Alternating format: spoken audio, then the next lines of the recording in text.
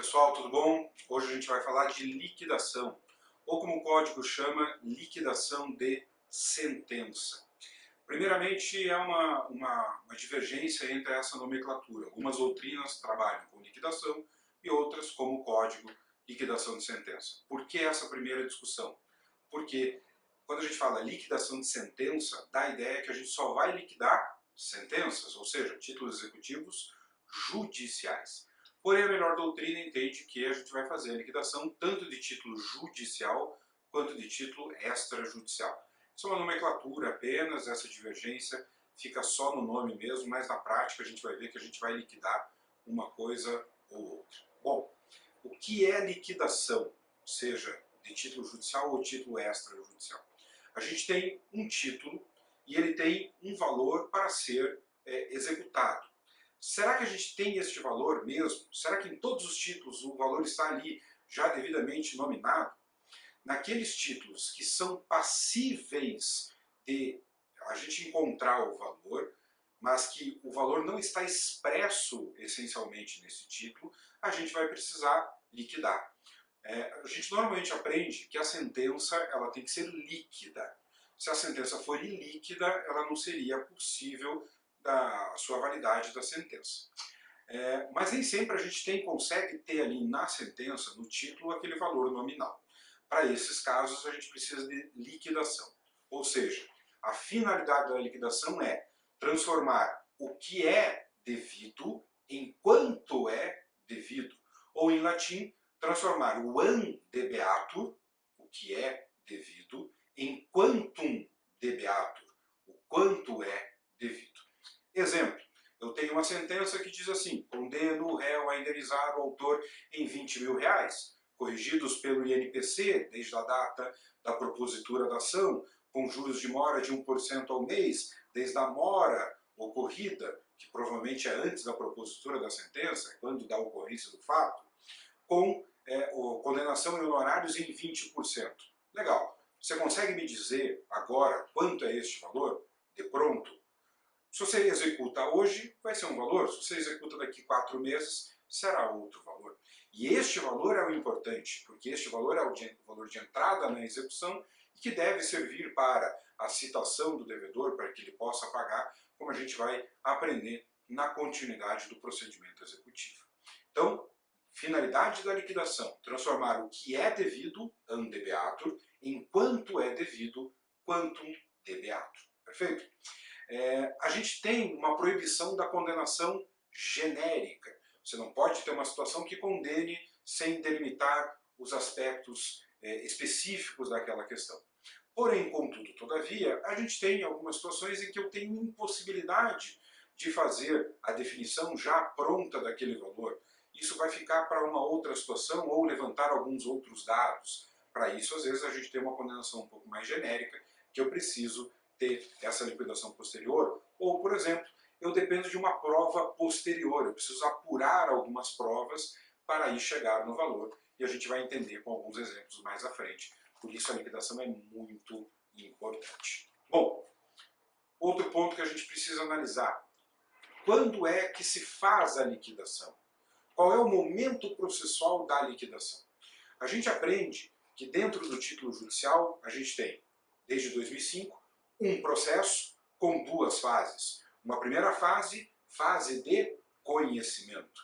Ao final da fase de conhecimento, a gente tem o trânsito em julgado, não se analisa mais, recai sobre a decisão o manto da imutabilidade, que a gente sempre fala da coisa julgada, e aí, se não há o pagamento espontâneo, como eu sempre digo, momento espontâneo, né? 15 anos de processo de conhecimento, o cara vem e espontaneamente, super espontâneo, paga, né, cumpre a sua dívida. Se não há esse pagamento espontâneo, nos resta o quê? Não fale pegar o taco de beisebol e bater no devedor até que ele pague, porque isso seria autotutela, não pode. O que a gente vai buscar? Os procedimentos executivos. E aí começaremos a segunda fase, lembra? Aquele processo com 2 fases. Fase de conhecimento e aí a segunda fase, fase de cumprimento de sentença. Bom, a gente vai iniciar a fase de cumprimento de sentença, mas a gente vai cobrar o devedor. Mas quanto a gente vai cobrar o devedor? Se a gente não sabe quanto é, como é que o devedor vai pagar? Então eu preciso definir o quantum de beatur, o quanto é devido, para realizar a intimação desse devedor e esse devedor pagar. Então, é neste momento que eu preciso definir o quanto é. Aí é que entra a liquidação. A liquidação, portanto, fica após a fase de conhecimento e antes do cumprimento de sentença.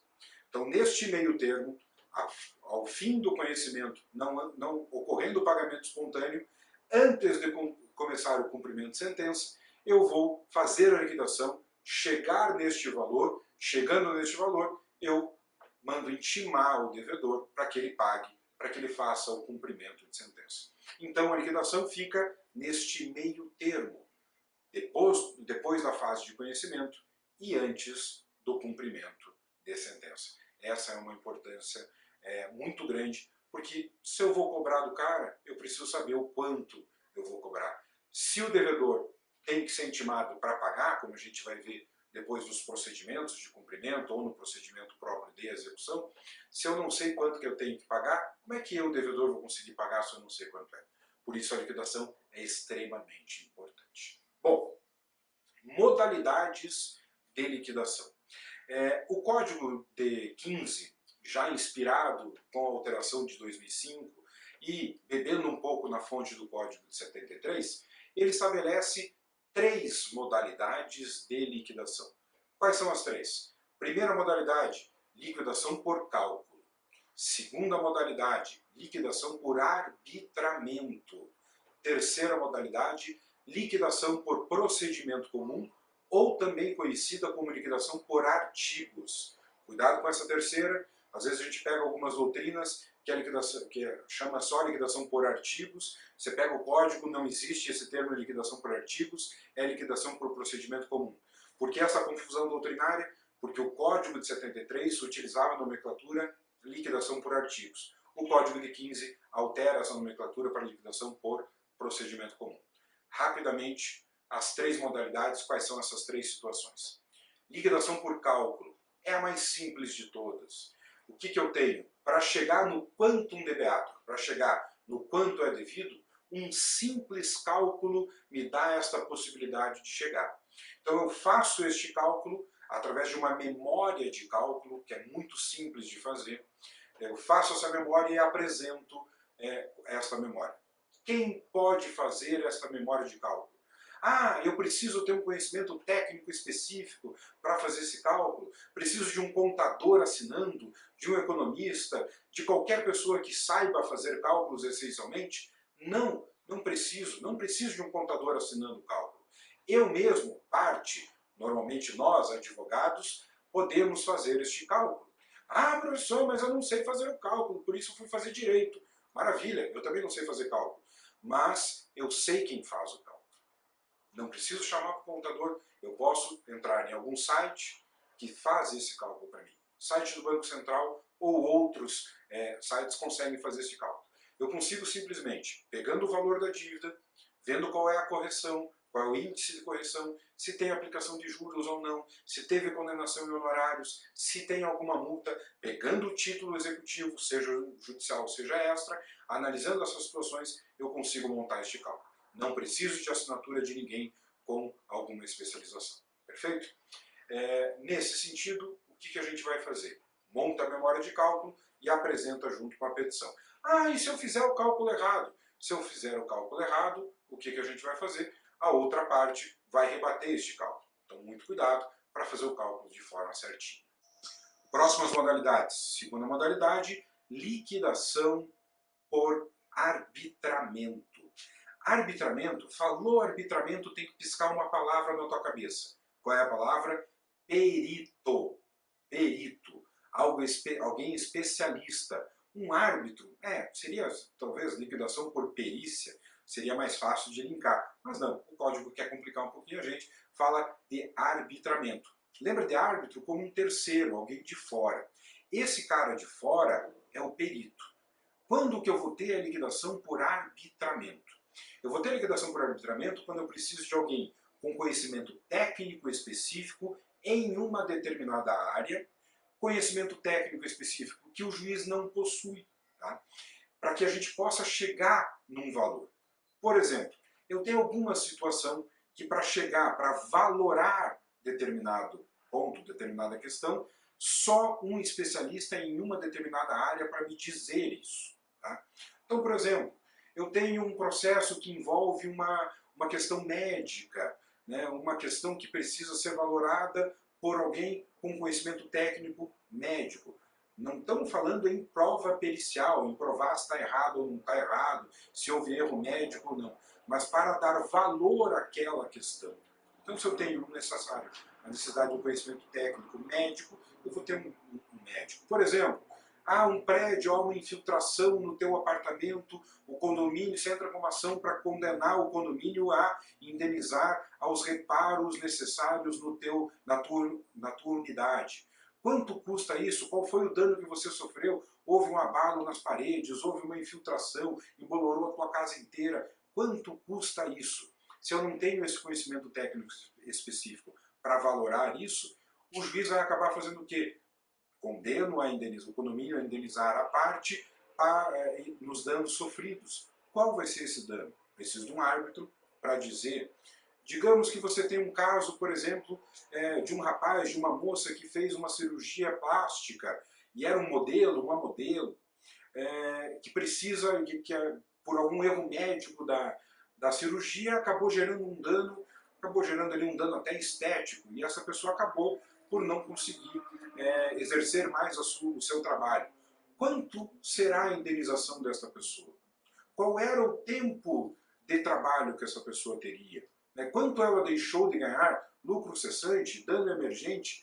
Alguém da área, alguém que conhece essa situação, que vai poder valorar. Então isso a gente vai precisar de um árbitro. O que vai acontecer? O juiz, analisando essa situação, vai nomear este árbitro, este perito. Esse perito irá fazer a análise do processo e vai dar um laudo para dizer quanto é isso, transformando o que é devido em quanto é devido, ante beatur, enquanto debeatur. Isso com auxílio de um perito. Então a liquidação por arbitramento vai analisar essa situação. Um especialista, um técnico em uma determinada área. Beleza? Terceira e última modalidade de liquidação, a chamada liquidação por artigos, ou como o código chama, liquidação por procedimento comum. Sempre que falar em liquidação por procedimento comum / artigos, lembre-se de fato novo. O que é um fato novo? Fato novo é aquilo que aconteceu, claro, após o trâmite do processo, após a propositura da ação, aconteceu um fato, e este fato novo enseja em uma diferença de valores. E para isso eu preciso fazer o cálculo. Exemplo, digamos que eu estou andando e sou atropelado, sofro um dano. Sofri lá, quebrei meu pé, ponto, quebrei meu pé, a pessoa que me atropelou acaba não me indenizando, eu entro com uma ação de indenização contra essa pessoa que gerou o acidente. Eu promovo a ação porque eu quebrei o pé, sofri alguns danos que eu consigo estabelecer ali, perfeito. Ao longo da ação, este acidente me gerou outros problemas médicos. Eu tive um encurtamento de tendão, eu estou mancando para o resto da vida, ou de repente gerou um amputamento da perna, ou seja assim, eu comecei a ação, eu tinha quebrado meu pé, no final da ação, daqui 15 anos, quando transitou em julgado, eu tive que amputar o pé. Será que a amputação do pé tem alguma ligação com o acidente? Por quê, doutores? Porque quando eu propus a ação, eu tinha só quebrado o pé. Quando transitou em julgado a ação lá na frente, eu não tinha só quebrado o pé, eu tinha perdido a perna inteira porque houve um amputamento, por exemplo. Será que eu consigo a indenização só por ter quebrado o pé? Ou consigo a indenização por ter amputado a perna inteira? Se eu perder a perna inteira, eu tenho uma indenização maior. Vale mais uma perna, eu perder uma perna inteira, do que só ter quebrado o pé. Vocês têm que concordar comigo. Então, será que eu consigo colocar isso dentro do processo? Consigo, se eu comprovo que o fato novo, que é ter amputado a perna, tem relação com a conduta que gerou a ação. Para comprovar essa conduta, eu preciso fazer prova. Então eu preciso, após o processo de conhecimento, terminou, vamos entrar com a fase de cumprimento de sentença. Se eu quero colocar a perna inteira que eu acabei sendo amputado, como é que eu vou fazer? Eu vou ter que comprovar que essa amputação tem ligação com o primeiro fato. Se eu consigo essa comprovação, vai. É claro que como eu tenho que comprovar, eu vou ter que dar direito à defesa. Então por isso que o nome da liquidação é por procedimento comum, que após a fase de conhecimento, antes de começar o cumprimento de sentença, eu tenho que fazer um pequeno procedimento comum.